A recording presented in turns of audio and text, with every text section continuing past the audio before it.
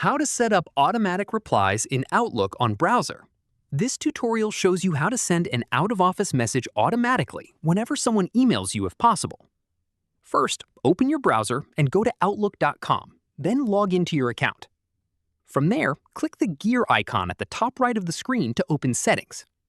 After that, click Account from the left side menu, then click Automatic Replies. At this point, toggle on the Automatic Reply option to enable it. Following this, if you want the automatic reply to only send during a specific time period, check the box for Send Replies Only During a Time Period and set your start and end date and time. From here, type out your automatic reply message in the text field. Keep it clear and informative, mentioning that you're unavailable and when you'll be back if possible. After that, if you only want people in your organization to receive the automatic reply, make sure the reply is set to internal contacts only.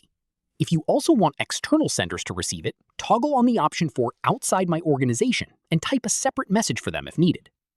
Finally, click Save, and your automatic reply will be active and sending to anyone who emails you during that period. Keep in mind that once you're back, don't forget to come back to this same menu and toggle off the automatic reply so it stops sending.